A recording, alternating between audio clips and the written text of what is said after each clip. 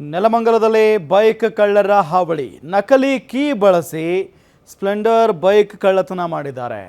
ಪ್ರಕಾಶ್ ಎಂಬುವರ ಮನೆ ಮುಂದೆ ಕೈಚಳಕ ತೋರಿಸಿರೋದು ನೋಡಿ. ನೆಲಮಂಗಲದಲ್ಲಿ ಬೈಕ್ ಕಳ್ಳರ ಹಾವಳಿ ಸಿಕ್ಕಾಪಟ್ಟೆ ಆಗ್ಬಿಟ್ಟಿದೆ. ನಕಲಿ ಕೀ ಬಳಸಿಕೊಂಡು ಸ್ಪ್ಲೆಂಡರ್ ಬೈಕ್ ಕಳ್ಳತನ ಮಾಡಿದ್ದಾರೆ. ಪ್ರಕಾಶ್ ಎಂಬುವರ ಮನೆಯ ಮುಂದೆ ಕಳ್ಳರು ತಮ್ಮ ಕೈಚಳಕವನ್ನು ತೋರಿಸಿದ್ದಾರೆ. ಮಧ್ಯರಾತ್ರಿ ಕಳ್ಳನ ಕರಾಮತ್ತು ಸಿಸಿಟಿವಿಯಲ್ಲಿ ಸೆರೆಯಾಗಿದೆ. ನೆಲಮಂಗಲ ತಾಲೂಕಿನ ರೈಲ್ವೆ ಗೊಲ್ಲಹಳ್ಳಿಯಲ್ಲಿ ನಡೆದಿರುವಂಥ ಘಟನೆ ಇದು. ಕ್ಷಣಾರ್ಧದಲ್ಲಿ ಬೈಕ್ ಕದ್ದು ಪರಾರಿಯಾಗ್ತಾರೆ ಈ ಖದೀಮ.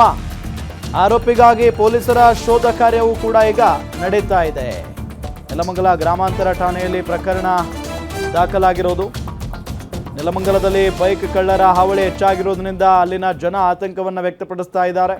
ನೋಡಿ, ಅಲ್ಲಿ ಸಿಸಿಟಿವಿ ದೃಶ್ಯದಲ್ಲಿ ಸರಿಯಾಗಿರುವಂಥ ಕೈಚಳಕ, ಕಳ್ಳನ ಕೈಚಳಕ. ನಕಲಿ ಕೀ ಬಳಸಿ ಸ್ಪ್ಲೆಂಡರ್ ಬೈಕನ್ನು ಯಾವ ರೀತಿಯಾಗಿ ಕದ್ದಿದ್ದಾನೆ ನೋಡಿ. ಮೊದಲೇ ಒಂದು ಬೈಕ್ ಟ್ರೈ ಮಾಡ್ತಾ ಇದ್ದಾನೆ, ಆದರೆ ಅದು ಓಪನ್ ಆಗಿಲ್ಲ. ಇದು ಮೊದಲನೇ ಬೈಕ್ ಟ್ರೈ ಮಾಡ್ತಾ ಇರೋದಾತ.